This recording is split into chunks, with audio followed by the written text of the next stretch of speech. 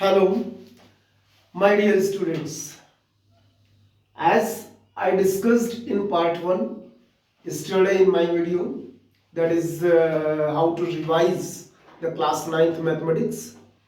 This is the part 2 in which I'll tell you some more things about the remaining chapters like triangle, rectilinear theorem, rectfigures, Arian's theorem, midpoint theorem, Pythagoras theorems. There are many theorems are there, and trigonometry, mensuration, etc. So just you watch and with your book copy, because you have to write something. कोई भी चीज को अगर लगे कि problem है, you can ask me by in the comment through the comment section, तो मैं उसको बता भी दूंगा।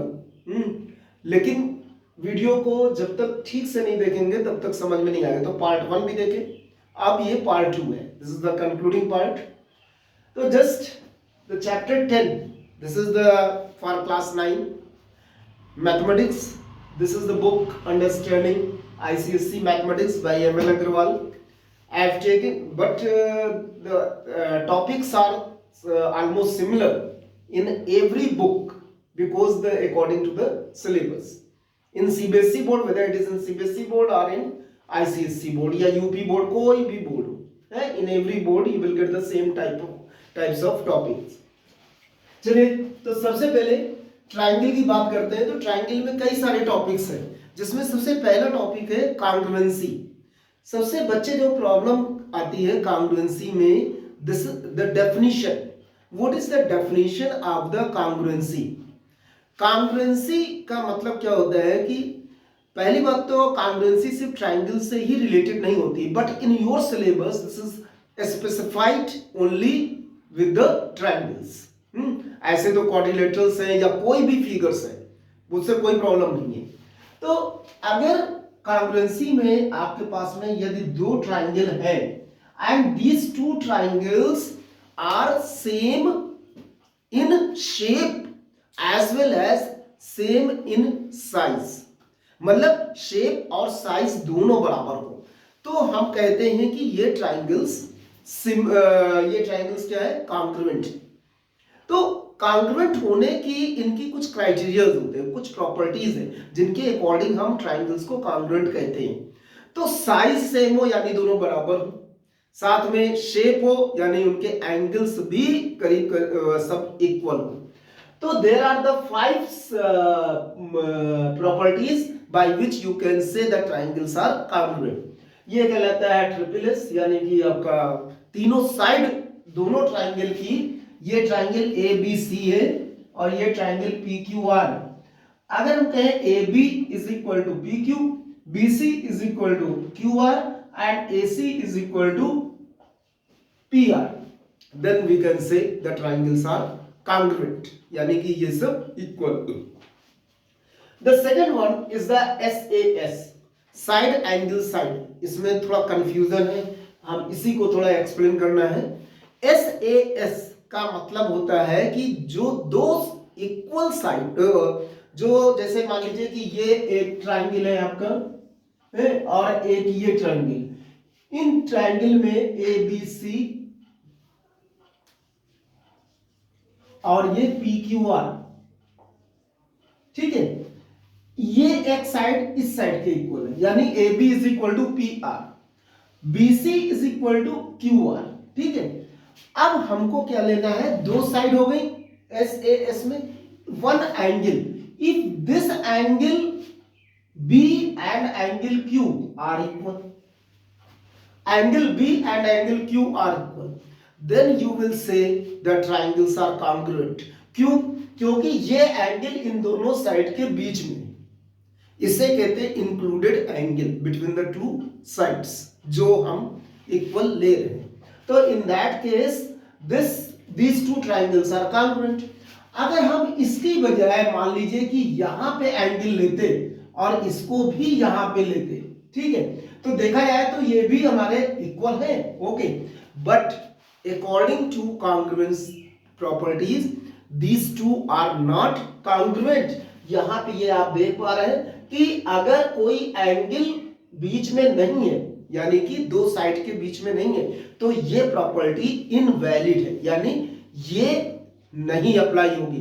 तो एमसीक्यूज में छोटे छोटे क्वेश्चंस में ये आ सकता है कि कौन सी प्रॉपर्टी कांग्रुएंसी की प्रॉपर्टी है या कौन सी नहीं हो सकती, तो बच्चे इसमें गलत कर सकते हैं, तो थोड़ा इस पे ध्यान दीजिएगा। तो प्रॉब्लम क्या है कि ये प्रॉपर्टी नहीं है आपकी, ठीक है, और ये 5 प्रॉपर्टीज हैं। तो जैसे एंगल इंक्लूडेड होता है बिटवीन द टू साइड्स, उसी तरह से साइड्स भी टू एंगल के बीच में इंक्लूड होकर प्रॉपर्टी बनाती है। बट आल्सो ये जो दो एंगल है और साइड अगर अलग है तब भी ये कांग्रुएंट होंगी, तब भी ये कांग्रुएंट होंगे, यानी डबल एंगल AAS भी कांग्रुएंट प्रॉपर्टी है, but SSA is not the property of the congruency. तो इसको याद रखिएगा।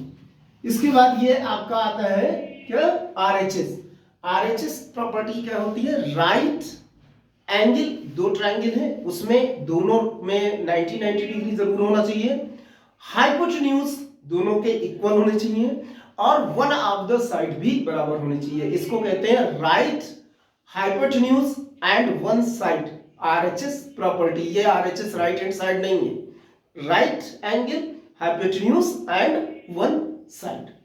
तो ये 5 प्रॉपर्टीज है फॉर कांग्रुएंसी। अच्छा, अब बात करते हैं आइसोसेलेस ट्रायंगल की। सबको पता है, everyone knows about the isosceles triangle where the two sides are equal, then the angles, two angles are also equal, called the isosceles triangle.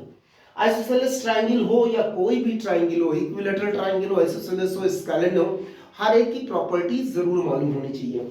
एक चीज है जो इसमें हम बताना चाहते हैं कि ये जैसे कोई भी ट्रायंगल है, दिस इज द आइसोसेलेस, मान लीजिए आइसोसेलेस है या कोई भी ट्रायंगल है, हम अगर किसी एक साइड को प्रोड्यूस करते हैं तो ये जो एंगल होता है this is called the exterior angle, and this exterior angle is equal to the sum of opposite interior angle, मतलब I1 और I2 के इक्वल होगा, सम ऑफ I1 एंड I2। ये याद रखिएगा, इसका यूज बहुत होता है ट्रायंगल के प्रॉपर्टीज में, क्योंकि एंगल निकालना है तो कभी ये प्रॉपर्टी यूज होती है, कभी sum of the angles of the, क्या होता है sum of the angles 180 degree, all the 3 angles का सम 180 डिग्री। तो ये तो आपके मतलब आइसोसेलेस है तो 2 एंगल्स और 2 साइड्स बराबर होंगी। इनइक्वालिटीज एक टॉपिक है जो आपके बुक में दिया गया है, पता नहीं सिलेबस में आएगा कि नहीं, but this should be known, ये पता होना चाहिए इनइक्वालिटीज होती क्या है। इनइक्वालिटीज क्या होती है कि if in A triangle AB side is greater than BC, ठीक है, मतलब ये आपका साइड AB की लेंथ है वो साइड BC से ज्यादा है, इसका ये मतलब हुआ कि उसकी जो सामने वाले जो एंगल होगा, angle C must be greater than the BC के सामने वाले एंगल से बड़ा होगा, यानी कि same ratio there will be. अगर साइड आपकी बड़ी है दूसरी साइड से तो उसके सामने का एंगल भी बड़ा होगा, ये इनइक्वालिटीज में भी आता है। और भी चीजें इनइक्वालिटीज में आती है, जैसे sum of any two, the length of sum of any two sides of a triangle must be greater than the third side, ये होना ही चाहिए या होता ही है, हम ये कह सकते हैं, इसे इनइक्वालिटीज कहते हैं। Similarly the difference must be less than the third side, तो ये सब इनइक्वालिटीज में आती है, तो इसको आप लोग को पता होना चाहिए। फिलहाल ये काफी थोड़ा सा और भी डेप्थ में है, तो इसके लिए पूरा टॉपिक बाद में बन सकता है, but for the revision you must know like this. Then mid point theorem. अब मिड पॉइंट थ्योरम क्या होता है? Mid point theorem is very simple, लेकिन इसमें गलतियां कहां पे होती हैं? जैसे मान लीजिए कि ये एक ट्रायंगल है and ABC is a triangle, P and Q are the mid points, ठीक है, इसको हम ज्वाइन करें तो अकॉर्डिंग P और Q मिड पॉइंट्स हैं। अगर इसको ज्वाइन करें तो पहली प्रॉपर्टी इसकी आती है कि if P and Q are mid point तो PQ is parallel to third side यानी BC के पैरेलल है and PQ is equal to half BC यानी कि जो अपोजिट साइड है उसके हाफ ऑफ द लेंथ के बराबर भी है इस PQ की length. This is called mid point theorem. इसी से उल्टा बना है converse of mid point theorem. What is the meaning of converse of mid point theorem? Simple है वो भी, उसको भी मैं बता दे रहा हूं कि जैसे ये आपका एक ट्राइंगल है ABC, इसमें if one point is mid point, अगर P एक मिड पॉइंट है, इट इज गिवन ऑलरेडी, और P से एक लाइन खींची गई है पैरेलल अपोजिट साइड में, then where this line meet the other side of the triangle, that point also mid point. ये भी एक मिड पॉइंट होगा. इसे कहते हैं converse of mid point theorem. मतलब एक मिड पॉइंट दे रखा है but the second one you will get when this line will be parallel to the third side.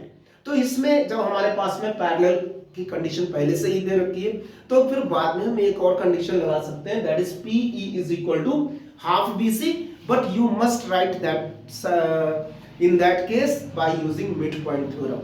पहला केस है converse of mid point theorem, दूसरा केस हो जाएगा बाय मिड पॉइंट थ्योरम. फिर हम बात करते हैं पाइथागोरस थ्योरम. वेरी सिंपल और सबको पता है, लेकिन कहीं कहीं पे गलतियां होती हैं. उन गलतियों को कैसे सुधारेंगे? जैसे मान लें कि ये एक ट्राइंगल है. अच्छा, मिड जो पाइथागोरस थ्योरम होता है always you will use in the right angle triangle, यानी एक एंगल जरूर 90 डिग्री का होना चाहिए, एक एंगल. तो if one angle is 90, this is the symbol of 90 degree ABC, and this is called base, this is called height, this is called hypotenuse. वैसे तो कोई प्रॉब्लम नहीं होती है, Pythagoras theorem is very simple है, लेकिन ये बेस, हाइट और हाइपोटेन्यूज में आपको बहुत ही कॉन्सेंट्रेट होना है कि जब हम उस फॉर्मूले को लगाएं, हमेशा जो 90 डिग्री के सामने वाली साइड होती है हाइपोटेन्यूज होती है, this is called longest one, ये सबसे बड़ी साइड होती है. इन दोनों का कोई आपस में रिलेशन भी नहीं होता है, मतलब ऐसा भी नहीं है ये दोनों साइड कौन सी बड़ी कौन सी छोटी, कोई भी छोटी बड़ी हो सकती है, but this is always longest, ये सबसे बड़ी साइड होती है. तो इसका पाइथागोरस थ्योरम क्या कहलाता है कि जो हाइपोटेन्यूज नहीं है, यानी कि एक हाइट हो गई एक बेस हो गई, उन दोनों साइडों का होल स्क्वायर का सम इज इक्वल टू जो हाइपोटेन्यूज होता है उसके स्क्वायर के इक्वल होता है.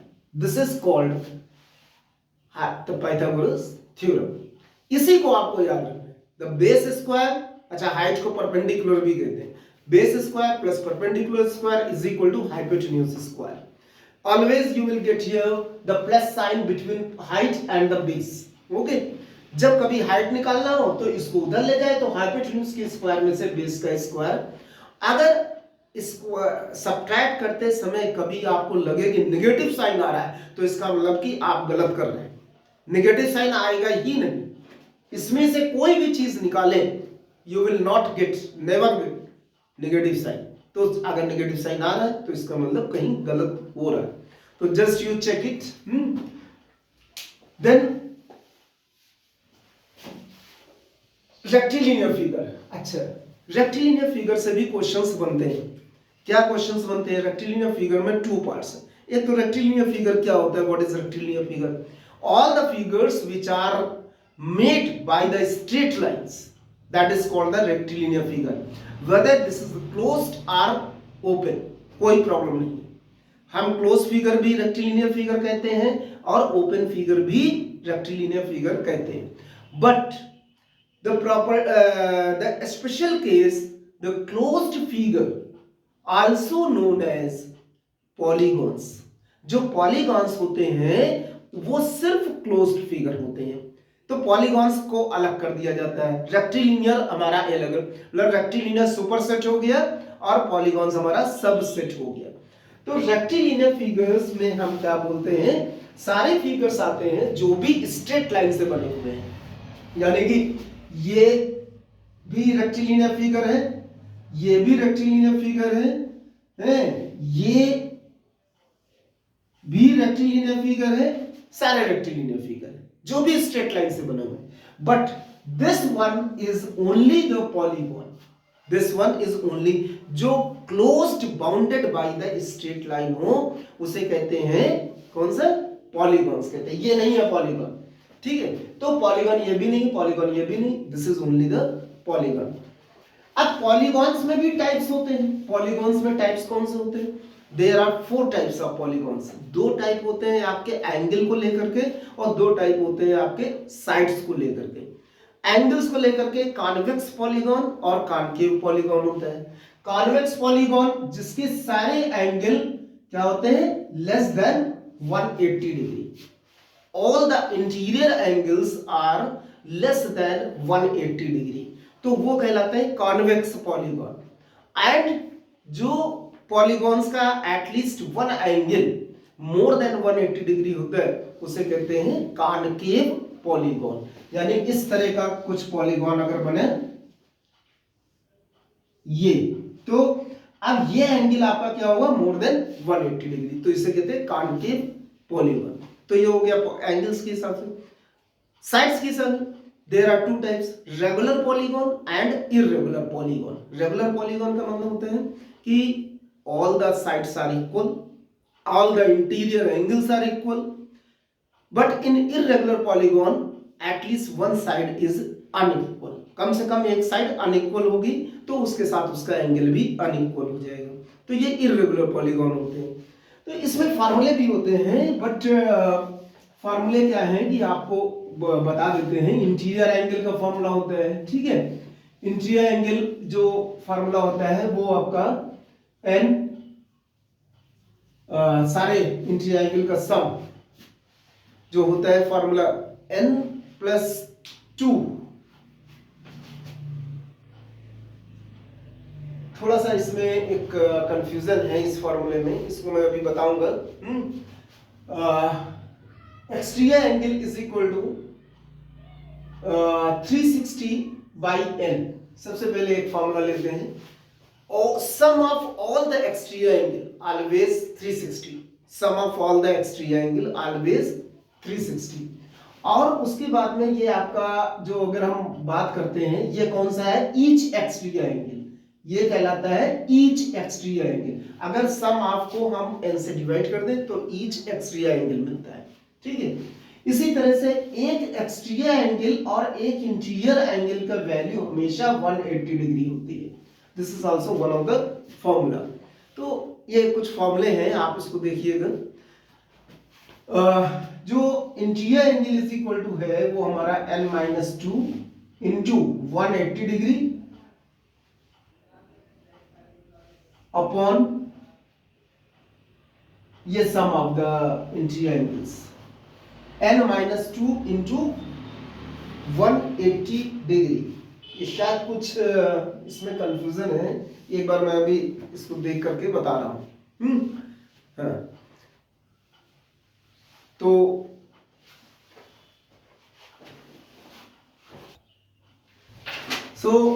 I is equal to n-2 into 180। एक्चुअली इसमें एक प्रॉब्लम ये हो गई थी, तो इसमें 2n-4 भी होता है, बट यार 180 की जगह पे 90 डिग्री हो जाता है, तो वो 2 कॉमन लेंगे तो यहाँ पे 180 हो जाएगा। This is called sum of interior angles. लेकिन अगर हम ईच इंटीरियर एंगल की बात करते हैं, ईच इंटीरियर एंगल, तो just you divide by n, तो इंटू 180 डिवाइड बाई n। लेकिन एक ये चीज और ये आपका दोनों के केस में एक चीज को ध्यान रखें, ये हमेशा रेगुलर पॉलीगॉन का निकालता है, ना कि इररेगुलर, क्योंकि इररेगुलर में अलग अलग होते हैं तो ईच इंटीरियर एंगल निकल भी नहीं सकता। तो just each interior angle means that you have to find of the regular polygon। irregular का तो सम भी निकल आएगा, चाहे रेगुलर हो चाहे इररेगुलर, बट ईच हमेशा निकलेगा रेगुलर का ही, तो ये याद रखें।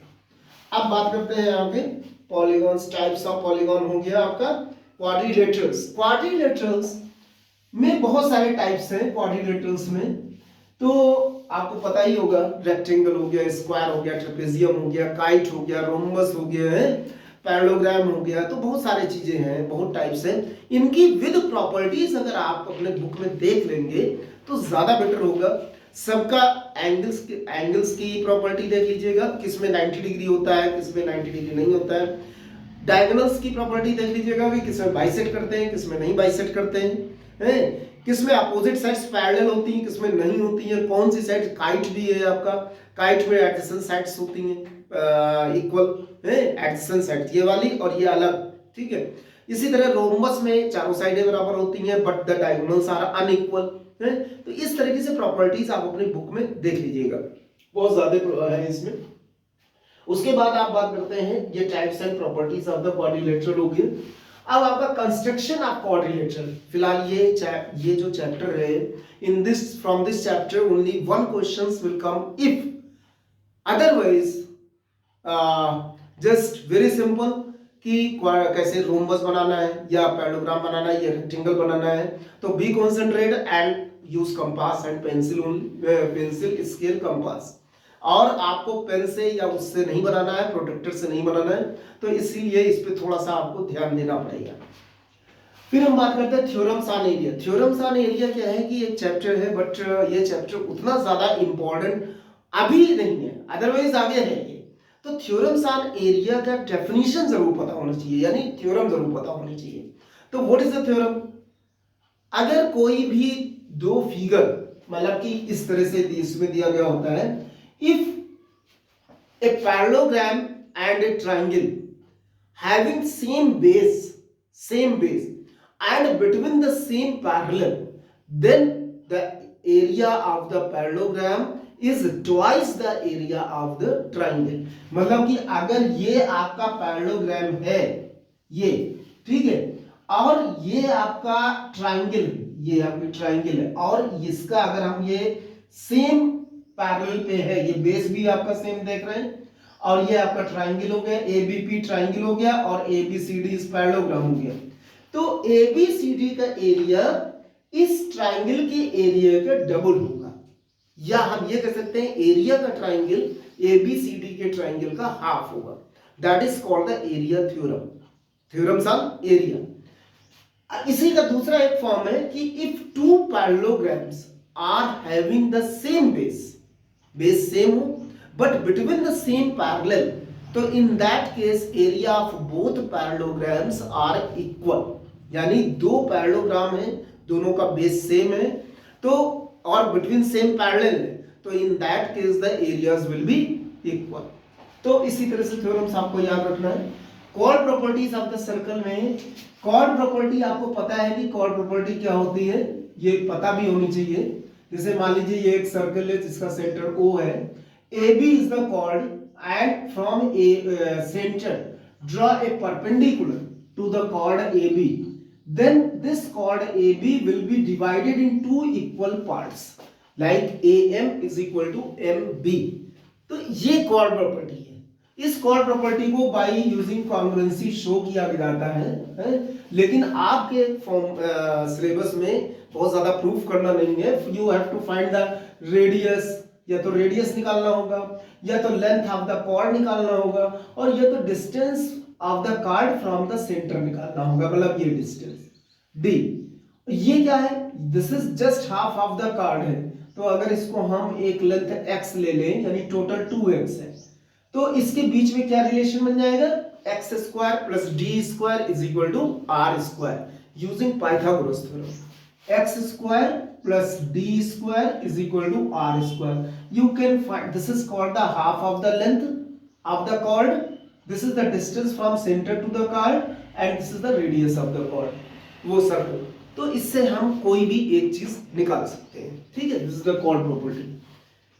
Then perimeter and area of plane figures, very simple, कई सालों से पढ़ते आ रहे हैं, 3-4 सालों से तो कम से कम। जैसे perimeter of the triangle, sum of all the sides, perimeter of the quadrilateral, sum of all the sides, perimeter of the circle may be new। क्या नया है ये? मुश्किल है, हमारे ख्याल से पहले पढ़ा भी जा चुका होगा। तो सर्कल का पेरीमीटर यानी सर्कमफेरेंस, दूसरा नाम इसका सर्कमफेरेंस है, that is called 2 pi R, इसे 2 पाई आर कहते हैं सर्कमफेरेंस। इसी तरह area, area of the triangle, कई तरीके के ट्राइंगल हैं, उनके बारे में जरूर पढ़ लीजिएगा। स्केलेन ट्राइंगल का एरिया हीरोन्स फार्मूला, इसके बाद आपका जो होता है इक्विलैटरल ट्राइंगल का area √3/4 into side square, isosceles का एरिया ऑफ द ट्राइंगल, तो वो भी आप पढ़ लीजिएगा, बड़ा इजी है, सिंपल है। Otherwise very simple, area of the right angle triangle that is half base into height, तो ये सबको पता होना है, ये जनरल फॉर्मूला है, ये सब में लग जाता है, ठीक है। इसी तरह से स्क्वायर का area side into side, rectangle का area length into breadth, rhombus का एरिया क्या होता है half into product of the diagonals, और पैरेललोग्राम का एरिया बेस इनटू हाइट, ये सब एरियाज आपको पता होने चाहिए। फिर हम बात करते हैं अगर सर्कल का area pi R square, semi circle का area pi R square by 2, तो कई सारे एरियाज हैं। अब इसमें यदि मेंसुरेशन में आपका 3D कोई है, जैसे क्यूब है, क्यूबॉइड है, तो उसका भी आपको सरफेस एरिया, वॉल्यूम के बारे में जरूर पता होना चाहिए। फिलहाल नहीं होगा लेकिन तब भी। अब ट्रायंगल है, सर्कल है, क्वाड्रिलेटरल बता दिया। Trigonometrical, this is very new chapter for you, क्योंकि क्लास 8 तक ही नहीं था, but in class 9 it was, तो इट इज हियर। तो इन दैट केस तक क्या क्या चीजें होती हैं ट्रिग्नोमेट्री में, एक सिंपल सा एक बता रहे हैं इसमें, इधर वाला हम हटा देते हैं। तो ट्रिग्नोमेट्री में रेशियो थ्योरम एक होती है, ratio, trigonometrical ratio, T ratio जिसको बोलते हैं। तो इसमें 6 ट्रिग्नोमेट्रिकल रेशियो होते हैं, sine theta, cos theta, tan theta, cot theta, sec theta और कोसेक थीटा, क्योंकि आपका एनुअल एग्जाम आने वाला है, इसलिए हमको पता है कि आप लोगों ने पढ़ रखा है, तो बस केवल इसको एक छोटा सा रिवीजन है, ये सबको पता है। तो sine theta perpendicular upon hypotenuse होता है। अच्छा, परपेंडिकुलर अपॉन हाइपोटेन्यूज आपने कहां से लिया है इसको भी मैं बता देता हूं। ये हमेशा राइट एंगल ट्राइंगल में वर्क करेगा। जैसे कोई ट्राइंगल है ABC, this is right angle triangle, ये हाइपोटेन्यूज है, ये परपेंडिकुलर है, ये बेस है, ठीक है। तो ये आपका हमेशा राइट एंगल ट्राइंगल में वर्क करेगा, trigonometrical ratio. P upon H मतलब perpendicular upon hypotenuse, this is the base upon hypotenuse, this is the perpendicular upon base, this is base upon perpendicular, and this is hypotenuse upon base and hypotenuse upon perpendicular। देखिए ये इसका reciprocal है, ये इसका reciprocal है, ये इसका reciprocal है, ये सब एक दूसरे के रेसिप्रोकल है, चेक कर ले।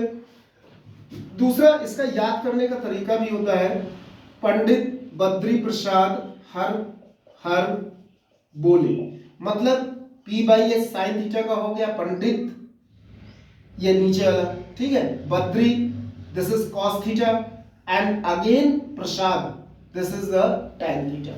तो पंडित बद्री प्रसाद हर बोले, by using this you can recall, you can remember. तो और उसके बाद उसका रेसिप्रोकल ही है, ये आपका उल्टा कर देंगे, जैसे आपका ये इसका उल्टा कर दिया, ये कोसेक थीटा आ गया, इसका उल्टा कर दिया, ये आपका सेक थीटा आ गया, ये आपका कॉट थीटा आ गया। तो बिल्कुल सिंपल होता है, ठीक है। इससे रिलेटेड क्वेश्चंस आते हैं, तो इनके रिलेटेड क्वेश्चन इन्हीं फॉर्मूले से लग जाएंगे। और यूजिंग पाइथागोरस थ्योरम आल्सो, इनमें से कोई 2 साइड दी गई होगी, तीसरी साइड आपको निकालनी है यूजिंग पाइथागोरस थ्योरम। अब बात करते हैं एंगल्स की, इसी में रेशियो एंड एंगल्स है ना, क्योंकि ट्रिग्नोमेट्री है, एंगल जरूर होगा। तो कितने एंगल्स होते हैं? There are 5 standard angles. कौन कौन से? 0 degree, 30 degree, 45 degree, 60 degree and 90 degree. There is one way, that is I tell you, ये बहुत ही सिंपल है, क्योंकि एंगल्स इतने ज्यादा लर्न नहीं किए जा सकते, तो इनको समझा जाता है। कैसे निकाला जाएगा? एग्जामिनेशन में आया कि आपको एक सिंप्लीफाई करना है, कई सारे एंगल्स की वैल्यूज को रखनी है, और उसके बाद जैसे sin 30 की वैल्यू 1/2 होती है, sin 30 की वैल्यू 1/2, बट 1/2 आपको लर्न नहीं हो रहा, मतलब समझ में नहीं आ रहा है ये 1/2 रखा जाएगी, 1/√2 रखा जाएगी, 1 रखा जाए, तो उसके लिए एक सिंपल वे है, just you when you get the question paper और आंसर शीट में, तो उसमें एक आंसर शीट में पीछे बैक पे हम एक टेबल बना लें, और वो टेबल बनाना ही आसान होता है, सबसे ज्यादा आसान टेबल बनाना होता है। Just you can write the 0 1 2 3 4, ये 5 डिजिट लिखें, पहला step. Second step just divide by 4, तो 0 1 बाई 4, 2 बाई 4 यानी 1 बाई 2, 3 बाई 4, 4 बाई 4 यानी 1, and then take the square root. ठीक है, पहला स्टेप ये 4 डिजिट लिखे, दूसरे स्टेप में 4 से डिवाइड करें, तीसरे स्टेप में इसका स्क्वायर रूट ले, तो ये 1 बाई 2 हो गया आपका, और ये 1 बाई रूट 2 हो गया, ये रूट 3 बाई 2 हो गया, ये 1 हो गया। दिस वैल्यू ये जो है ये साइन थीटा की वैल्यू है। किन एंगल्स पे है इसको मैं बताता हूं। आप दूसरी टेबल में एक छोटा सा यहाँ पे गैप कर दीजिएगा इस जगह पे, तो वहां पे एंगल भी लिख सकते हैं। तो जैसे अब हम लिखे दे रहे हैं यहाँ पे 0 degree, 30 degree, 45 degree, 60 degree and 90 degree.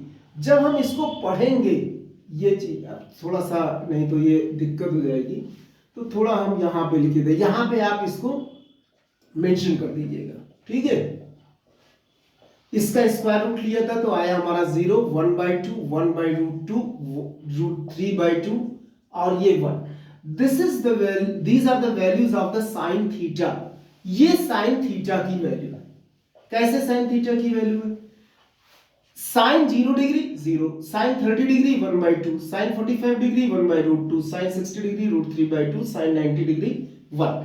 अब इसी को यदि आप ये बना ले गए तो आप फिर पूरी टेबल आपकी तैयार है। कैसे तैयार है? यहां कॉस लिखिए, साइन के बाद कॉस, इसका जस्ट रिवर्स ऑर्डर में लिख दीजिए 1 root 3 by 2, 1 by root 2, 1 by 2, 0।